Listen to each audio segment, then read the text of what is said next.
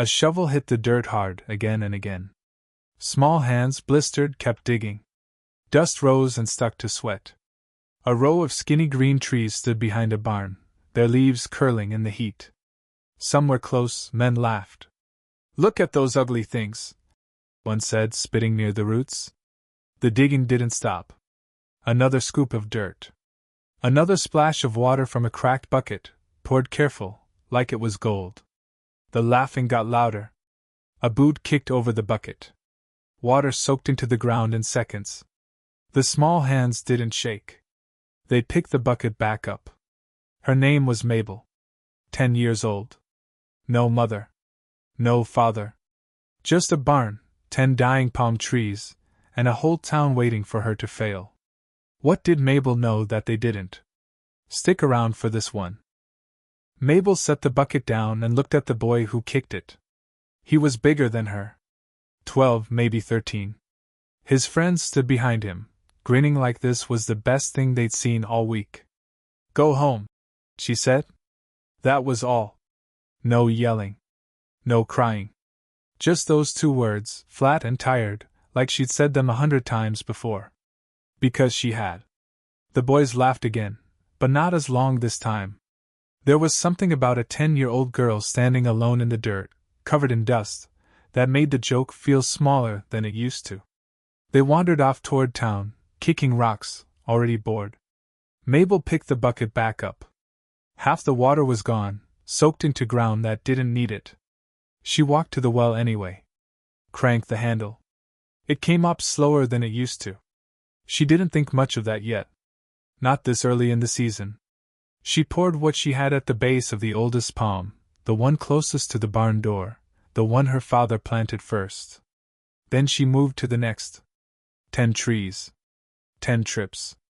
Every morning before chores, rain or no rain, mock or no mock. Her father used to say the roots went deeper than any well. She didn't remember his face as clear as she used to, but she remembered that. She said it under her breath sometimes, while she worked. Not because she was sad. Just because saying it made the digging easier. "Roots go deeper than any well." She said it now, quiet, moving the shovel again, loosening the soil around the base so the water would sink instead of run off. A voice came from behind her. Old, slow, a little out of breath. "You're gonna work yourself into the ground before that ground ever gives you anything back." Mabel didn't turn around. "Morning, Mr. Odell." He came around the side of the barn, leaning on a stick he didn't really need but carried anyway. He was the only neighbor who still checked on her. Everyone else in town had opinions about the orphan girl living behind the barn. Mr. Odell was the only one who showed up. He looked at the trees. 10 of them, thin, green despite the heat, standing in a crooked row like they'd been planted by someone in a hurry, or someone who didn't know exactly what he was doing but believed in it anyway. "Still don't understand why your daddy planted these things out here," he said. "Palms. In this dirt. Man must have had a reason." "He did," Mabel said. She didn't say more than that. She never did. The notebook stayed where it always stayed, tucked inside her dress, close to her chest, the leather cracked and soft from being carried every single day since her father died. She hadn't shown it to anyone. Not even Mr. Odell. He didn't push. He never did. That was the thing about him. He came by most mornings, looked at the barn, looked at her, made sure she was still standing, and then he'd shuffle off toward his own place a half-mile down the road. But this morning he stayed a little longer. "Heard Cutter's coming by later," he said. Mabel's hands stopped on the shovel handle. Just for a second. "He say when?" "Said he'd be by before noon." Mr. Odell scratched at his jaw. "Land payments due end of the month, Mabel. You know that." She did know. She'd known since the day the county man first came around after the funeral, talking about deeds and taxes and what happens to property when there's no adult left to hold it. Mr. Odell had stepped in then, said he'd keep an eye on her, said the girl wasn't going anywhere. It bought her time. It didn't buy her much else. "I'll have it," Mabel said, though she wasn't sure that was true. Mr. Odell looked at her a long moment, the kind of look grown folks gave her sometimes, half pity, half something else. Then he nodded and started back toward the road. By the time the sun climbed high enough to bake the dirt hard, Mabel had finished her trees and moved on to the goats, the fence line, the split board on the barn door she kept meaning to fix. She worked the way she always worked. Steady. Quiet. Like stopping wasn't something she'd learned how to do. That was when she heard the wagon. Slow wheels. A horse that didn't like the heat any more than the rest of them. She looked up and saw the shape of a man in a dark coat, sitting straight, hat pulled low against the sun. Mr. Cutter had come early. The wagon rolled to a stop in front of the barn. Mr. Cutter didn't wait for anyone to help him down. He never did. He stepped off, boots hitting the dirt hard, and straightened his coat like the heat wasn't bothering him at all, even though sweat already ringed his collar. "Mabel," he said. Not a greeting. Just her name, flat, the way a man says a word he's tired of saying. "Mr. Cutter." He walked past her without asking, the way he always did, and looked at the barn. Then at the trees. His eyes lingered on the palms longer than usual. "Still green," he said. "Whole town's dying of thirst, and your trees look like it rained on them last night." "I water them," Mabel said. "With what?" She didn't answer that. She picked up the bucket instead, like it needed her attention more than he did. Cutter turned to face her fully. He was a tall man, thin in a way that made his coat hang wrong, and he had a habit of tilting his head when he talked to people he thought were beneath him. He tilted it now. "Payments due end of the month," he said. "You know that." "I know." "You got it?" "Not yet." He nodded slowly, like he expected that answer, like he'd come here just to hear her say it out loud. "County don't wait for orphans to grow up, Mabel. Don't matter how hard you work. Don't matter how much water you carry. Land's got a price, and the price don't care about your age." Mabel set the bucket down. "I'll have it. See that you do." He looked at the trees one more time before he climbed back onto the wagon. "Strange thing, though. Whole county's wells running low. Rivers dropping. And you got 10 trees standing here green as spring." He clicked his tongue at the horse. "Strange thing." The wagon rolled off, slow, same as it came. Mabel stood there a long moment after he was gone. Then she went back to work, because that was the only thing she knew how to do with a feeling like that sitting in her chest. The days that followed didn't get easier. They got worse, and they got worse fast. The well behind the Hutchins place dried up first. Then the one near the schoolhouse, the one every kid in town used to drink from during recess. Farmers started hitching wagons before sunrise, hauling barrels down to the river, fighting over spots along the bank like the water might run out from under their feet if they didn't move fast enough. Crops browned in the fields. Corn stalks bent over like old men. Cattle stood in the shade with their ribs showing through, and nobody had an answer for any of it except to wait for rain that wasn't coming. Mabel's trees stayed green. She noticed people looking now when she walked into town for supplies. Not laughing like before. Looking. Some with narrowed eyes. Some who used to sneer now just stared quiet, like they were doing arithmetic in their heads and not liking the number they kept landing on. 10 trees shouldn't be that green," she heard a woman mutter outside the general store. "Not with the river this low." Word moved fast in a town that small. By the end of the week, it wasn't a question anymore. It was an accusation dressed up as gossip. "She's got water hidden somewhere. She's stealing it from the river somehow, at night. Her daddy dug a well nobody knows about, and she's keeping it for herself while the rest of us dry up." None of it was true, not exactly, but Mabel didn't correct anyone. She just kept her head down, kept carrying her buckets, kept saying the same 2 words to any boy who threw a rock. Go home. Fewer boys threw rocks now. More grown men watched from a distance instead, and that scared her more than rocks ever did. It was 3 days later when Cutter came back, and this time he didn't come alone. 2 ranch hands rode with him, big men, the kind who worked cattle and didn't ask questions when told to do something. They stopped at the fence line. Cutter walked ahead, same straight posture, same tilted head. We're gonna need to look around, he said. Mabel stood between him and the barn. No. This isn't a request, girl. His voice was calmer than it should have been, which somehow made it worse. Whole town thinks you're hiding a well. I aim to find out. You're not searching my land. One of the ranch hands stepped forward, boots crunching dry grass. Easier if you just show us, kid. Mabel didn't move.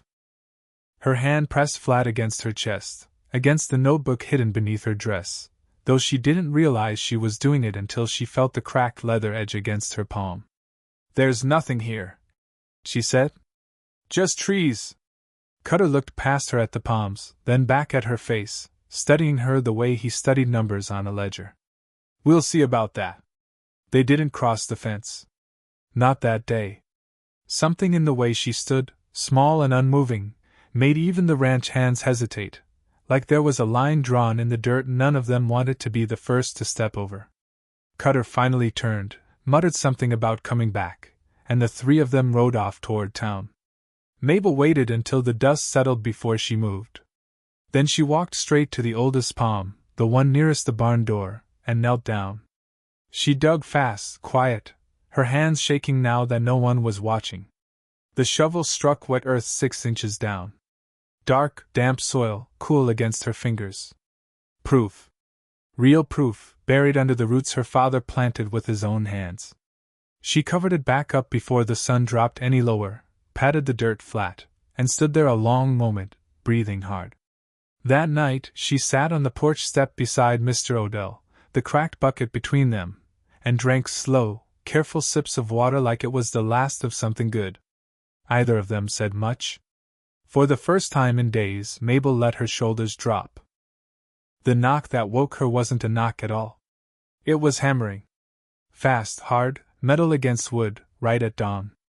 Mabel bolted up from her cot and ran outside barefoot, the cold morning dirt biting at her feet. Nailed to the barn door was a sheet of paper, edges curling, official-looking, with a county seal stamped dark at the top.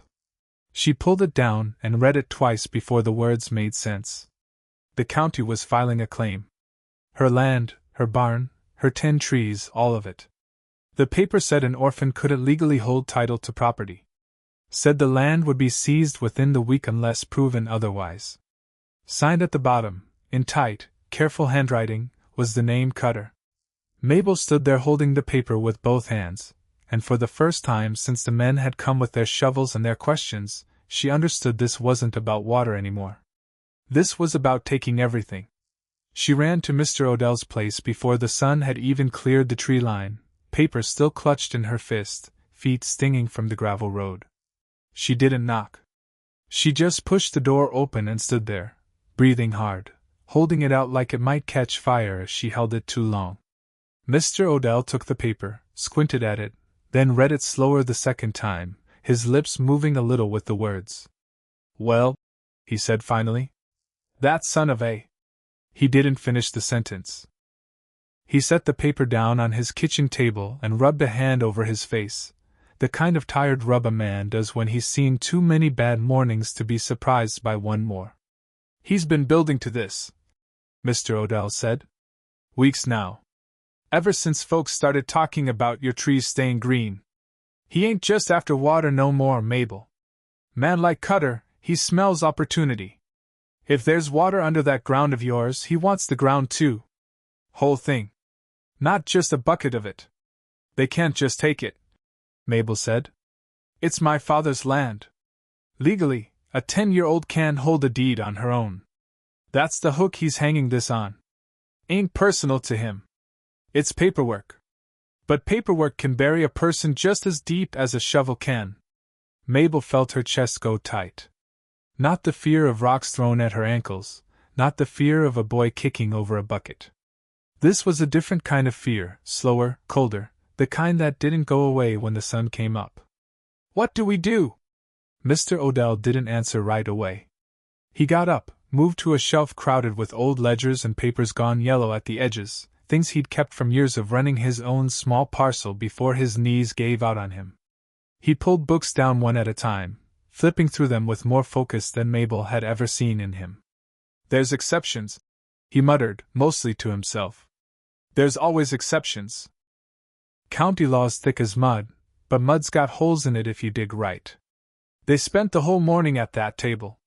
Mabel read what she could, though half the words were bigger than any she'd learned in school. Mr. Odell read the rest out loud, slow, sounding out the legal language like it was a foreign tongue. And then, close to noon, he stopped on a page and went quiet. Here, he said, tapping the paper with one crooked finger. Right here. Mabel leaned over his shoulder. There's an old provision, he said. Goes back before the county even had its own courthouse.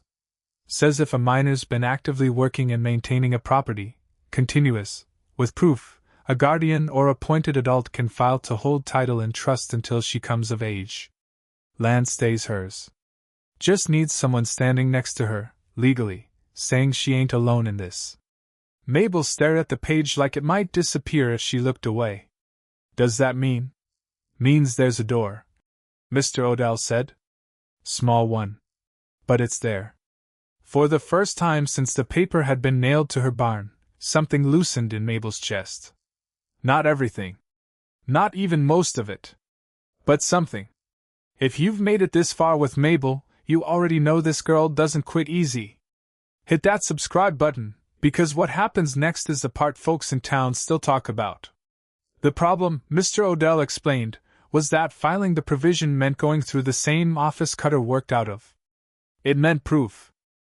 Continuous work, continuous care, and someone willing to stand up in a county record and put their name next to hers. I'll do it, Mr. Odell said before she could even ask. Ain't much of a guardian, old as I am, but I'll stand for you, Mabel. Somebody's got to. They'll fight it, Mabel said. Cutter will fight it. Cutter will fight anything that don't put money in his pocket. Mr. Odell closed the ledger. But he's got a problem too. Word's gotten out about them wet patches folks think you're hiding. If there's water under your land and the county takes it clean, that water belongs to whoever holds the deed after. Man like Cutter don't want a fight in open court. He wants you scared enough to hand it over quiet, before anybody with real authority starts asking real questions. Mabel thought about the wet earth under the oldest palm, the proof she'd covered back up with her own 2 hands. If that proof came out now, in the wrong way, at the wrong time, it wouldn't save her. It would hand Cutter exactly what he needed to justify anything he wanted to do next. We can't let him find the water, she said. Not yet. Not until the land's legally mine to protect.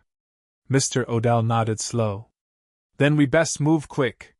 Filing's one thing. Cutter finding a reason to move faster than the law is another. Outside, the heat was already climbing, the kind of dry heat that cracked the ground a little more with every hour. Somewhere across town, wells kept failing. Tempers kept rising. And a 10-year-old girl sat at a kitchen table with an old man, holding on to a thin sliver of law, knowing the next few days would decide whether she kept her father's land or lost it to a system that never once asked if that was fair. The county office wasn't much, just a narrow room with a high counter and a clerk who looked like he hadn't slept right in years. Mr. Odell filed the provision that afternoon, his hand shaking a little as he signed his name next to Mabel's. The clerk stamped it, slow, official, like it was any other piece of paper. This'll hold, the clerk said. Long as nobody's filed against it first. Mr. Odell's face went still. Somebody file against it? The clerk flipped back a page. Cutter recorded a seizure order 2 days ago. Says the property's abandoned by legal standard. Filing's already in motion. She's on that land every single day. Don't matter what's true. The clerk shrugged, like it wasn't his fight. Matters what's filed first. They rode home with less hope than they left with. Mabel sat in the back of the wagon, the notebook pressed flat against her chest, watching the dry fields roll by, corn stalks bent low, dust rising behind the wheels like smoke. Cutter was waiting at the barn when they got back. He wasn't alone this time either. The sheriff stood next to him, a heavy-set man with a tin star and tired eyes, and behind them, half the town had gathered along the fence line, drawn by whatever word had spread faster than the drought itself. Got a court order, Cutter said, holding up a paper. Land's forfeit as of this morning. Sheriff's here to see it done proper. Mr. Odell stepped down from the wagon slow, using his stick more than usual.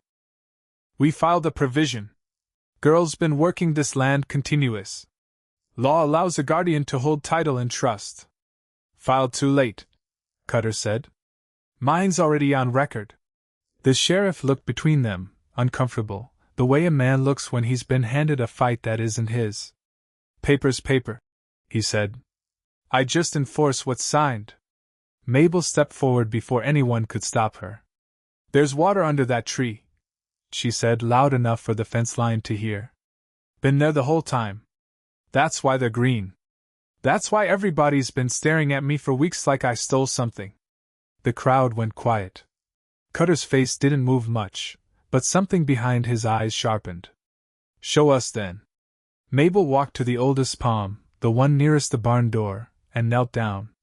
She dug with her hands this time, fast, until the dark wet soil came up under her fingers, same as before. She held up a fistful of it, water dripping between her knuckles, and turned so the whole fence line could see. A murmur ran through the crowd. Somebody near the back said, Lord, she wasn't lying. Cutter stepped forward, eager now, all pretense gone. Then the land's worth 10 times what I filed for. Sheriff, I want that order enforced today. Right now. Why? Mabel asked. Cutter blinked.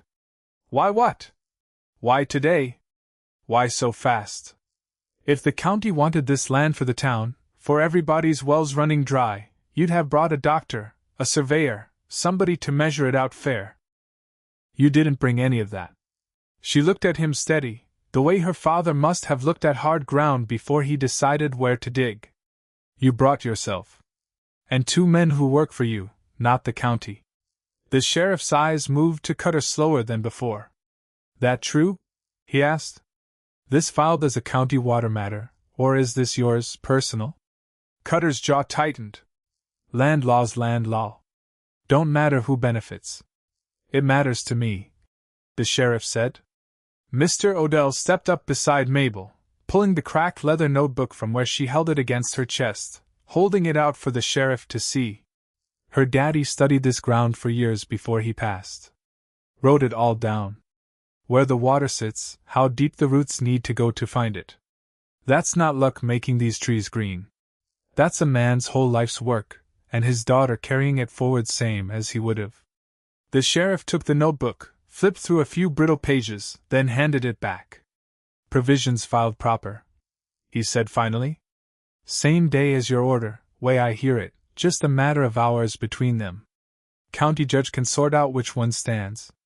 But I ain't watching a 10-year-old girl get run off her own land on a technicality, while a grown man stands here already counting what's under it.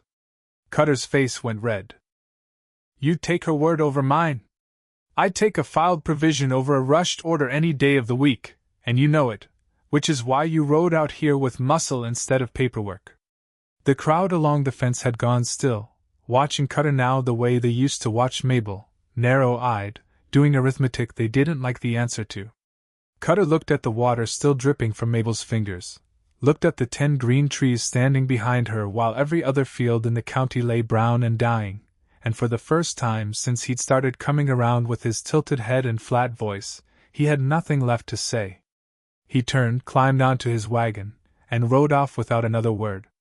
The 2 ranch hands followed slower, like they weren't sure they wanted to be seen riding with him anymore. Mabel stood there, dirt and water still on her hands, and looked at the crowd watching her from the fence. Nobody laughed. The judge came out from the county seat 3 days later, a small man with round glasses who didn't say much until he'd walked the whole property twice. He looked at the trees. He looked at the wet patch under the oldest palm, dug open now for anyone to see. He looked at the notebook, and read pages of it slow, the way Mr. Odell had, sounding out her father's careful handwriting about root depth and water tables and how palm trees, planted right, could pull water up from places wells never thought to look. Man knew what he was doing, the judge said, mostly to himself. He ruled within the week. The provision stood. Mr. Odell's name went into the county record beside Mabel's, guardian in trust, the land held for her until she came of age. Cutter's seizure order was thrown out entirely, and word got around that the judge had used the word improper more than once when talking about how it was filed. Cutter didn't come back around after that. Some folks said he left the county altogether. Others said he just kept his head down and stayed out of the general store on the days Mabel came in for supplies. Either way, Mabel stopped seeing that tilted head and that flat voice, and after a while, she stopped thinking about him at all. The town didn't change overnight. Towns never do. But it changed. Farmers started coming by, not to gawk over the fence anymore, but to ask questions. How deep did she dig for the roots? How much water a day, and when? One man brought his own shovel and asked if she'd show him where to plant, on the far side of his own dried-up field, if palms could grow anywhere besides her patch of dirt behind the barn. Mabel didn't know all the answers. She was 10. But she had the notebook, and between her memory of her father's voice and the pages he'd left behind, she pieced together enough to help. Mr. Odell helped too, in his slow, shuffling way, standing at the edge of new holes and new fields, nodding when the digging looked right. The drought didn't end that summer. It ran its course the way droughts do, stubborn, taking its time. But fewer wells failed after word spread about root systems, and where water liked to hide underground when the surface dried up. A few more rows of green started showing up around town, thin and awkward at first, nothing like Mabel's, but green all the same. She still watered her 10 trees every morning. That never stopped. Rain or no rain, mock or no mock, though there wasn't much mocking left to speak of. She still carried the bucket from the well, still cranked the handle slow, still knelt at the base of each tree and poured careful, like it mattered, because it did. The wet patch under the oldest palm stayed covered most days. She dug it open now and then, just to check, just to remind herself it was real and not something she'd only hoped into being during the hardest weeks. Mr. Odell told her once that some things are better kept quiet even after the danger's past. Habits don't always know the fight is over. One morning, weeks after the judge's ruling, Mr. Odell found her sitting on the porch step with the cracked bucket beside her, the notebook open on her knees. She wasn't reading it. She was just holding it open, running her thumb along the edge of a page like she did most mornings now, a habit that had nothing to do with needing the words and everything to do with needing him close. "You gonna keep at those trees your whole life?" Mr. Odell asked, easing himself down onto the step beside her, same as always. "Somebody's got to," Mabel said. He laughed at that, a short, dry laugh that turned into a cough, and shook his head. "Sound just like your daddy." "Good," Mabel said. "That's the idea." They sat there a while, watching the sun climb over the row of 10 palms, taller now than they'd been at the start of the season, their leaves no longer curling from the heat the way they used to. The barn stood behind them, same as it always had, sagging a little at one corner, the split board on the door still waiting on a fix Mabel kept meaning to get to. She thought about the boy who'd kicked over her bucket that first morning, how far away that felt now, how small. She thought about the men who'd ridden out with a court order, and the wet dirt she'd held up in her fists for the whole fence line to see. She thought about her father, who she didn't remember as clear as she used to, except for the one thing that mattered most. Roots go deeper than any well. She said it now, quiet, out of habit more than anything, and reached for the bucket beside her feet. It was empty, but it wouldn't stay that way for long. There was work to do. There was always work to do. Mr. Odell watched her stand, watched her sling the bucket handle over one arm and start toward the well like she'd done every single morning of her short, hard life. 10 trees, he said to nobody in particular. Mabel didn't look back. 10 trees, she agreed, and kept walking, small hands steady, toward the water.